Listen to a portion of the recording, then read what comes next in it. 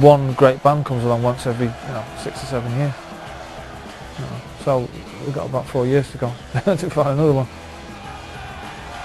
Keep the faith and it'll be back, because I'm mad for it. Is it worth the aggravation to find yourself a job when there's nothing worth working for?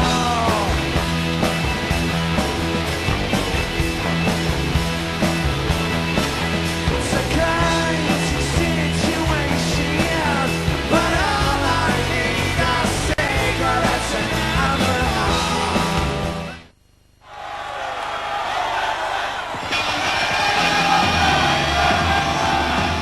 The last big thing for Oasis left to do, we played Madison Square Garden, we played Radio City Music Hall, we played Nebworth and Main Road. So after this, there isn't a lot more that we can achieve, really, I don't think. We don't beat about the bush, there's no gimmicks, you know what I mean? We don't jump around and we just go on and do our bit, and I think that's nice and refreshing, you know what I mean? We don't walk on with big smiles and little dance routines going on.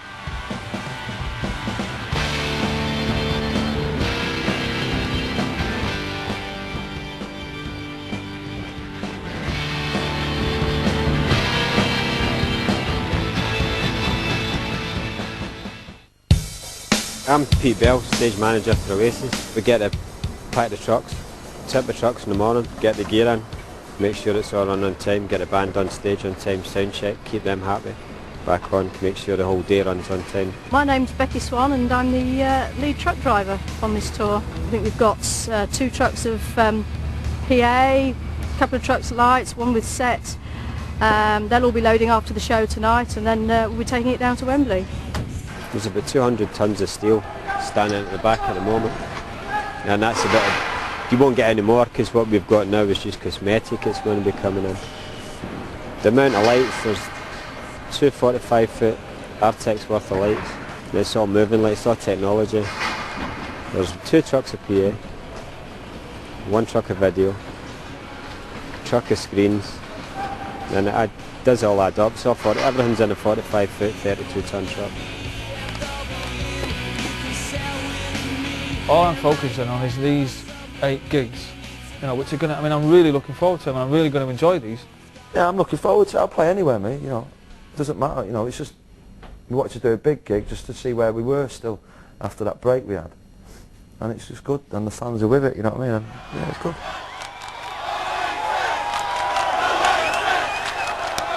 Because we haven't played outdoors since Nebworth, we haven't done anything this big since Nebworth, really, And like I said before, it was a bit too mad for us to appreciate now then. This is history! This is history! Right here, right now! Looking back on some of the big gigs that we've done and that we do, what goes through your mind is to get from one side of the stage to the other without tripping over anything. So once you've completed that little mission, you put your guitar on, go to the microphone, say hello. This one's called the master plan. Hopefully, the first song all comes together and everybody starts jumping about like idiots.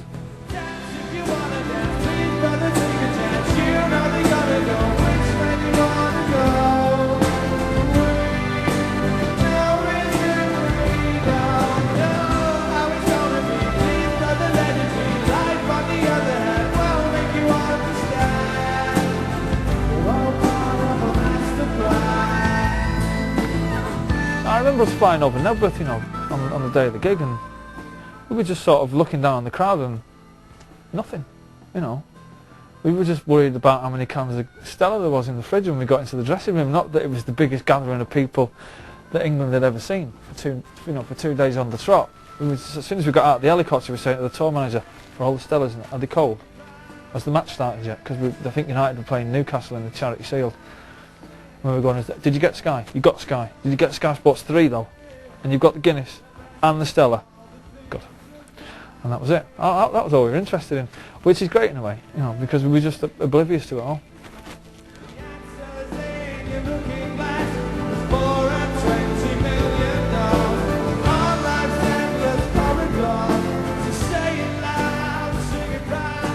I'm not thinking of anything, it's easy, man, that's my job, that's what I do. That's what I've been doing for 8 years, 9 years, and if you get nervous then you shouldn't be doing it, I'll do it. I'll play anywhere.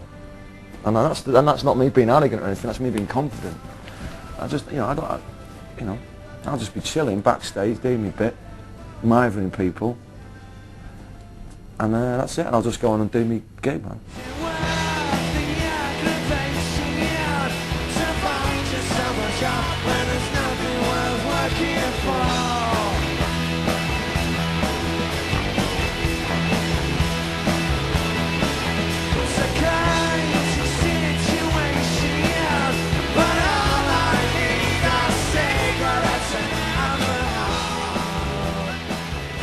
Good musicians, that's what we need.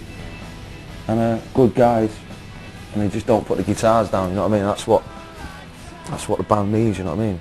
Gem's taken a lot of the workload off me, if you like. I mean, I was never that comfortable with playing the lead guitarist role anyway, you know. I'm more of a rhythm guitarist man myself. But because Bonehead was bald, you know, and I sort of had a semi-decent haircut, you know, it was down to me to be the Jimmy Page of the group, which I didn't mind at the time. But as we got bigger, it was like, I'm going to get found out here one day. And I'm not very good at playing lead guitar, but I'm brilliant at playing rhythm guitar. The things that you do on records, we couldn't really do it live because, you know, there's a lot of overdubs going on. You can't really do it because Bonehead weren't a great, you know, he's a good rhythm guitar player, but he weren't, you know, a lead guitar player. Gem is more of a lead, and he can do both, you know what I mean? So me and Gem sort of do a little bit of both now, which is great for me. And Andy's just, he plays the bass like a guitarist would play the bass, so he's a fantastic bass player. However good anybody thinks he is at guitar, he's twice as good on the bass. He's brilliant. And Alan, I think, is the best drummer that I've ever worked with anyway.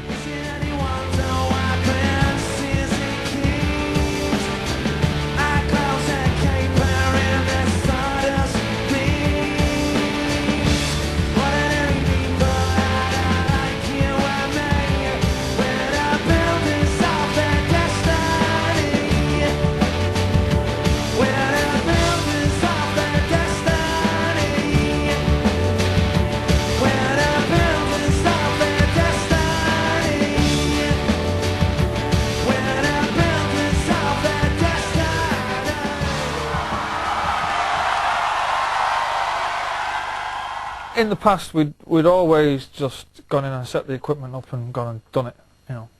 Not worried about the sound too much. We just used to get an overall sound of the group playing in a room, and that would be it, you know. That's why the first 3 albums in total took half the time of this one that we're talking about in particular. I'm leaving all that I see. I think the bulk of it is some of the best stuff I've ever done. I mean, I know a lot of the fans would probably disagree with that, but for me personally, it was an enjoyable experience making it, and you know, I think the songs, some of the songs come across a lot better live because they're so, which is funny really, because some of them are sort of quite intricate, but they sort of come across better live. But I had a great time doing it. I had a good time writing it, which is the important thing for me, and you know, I think it's been pretty well received really, to be honest with you.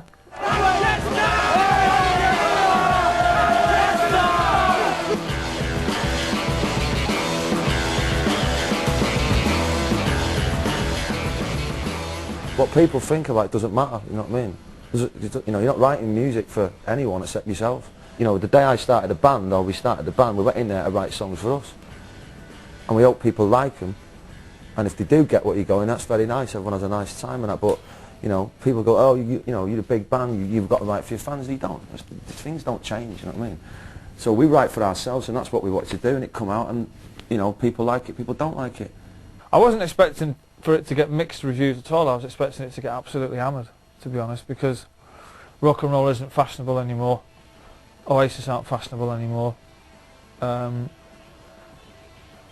I don't know how we're perceived anymore, but it's you know, I can understand some of the criticism and I can understand some of the praise it's got, but I think a lot of it has been petty.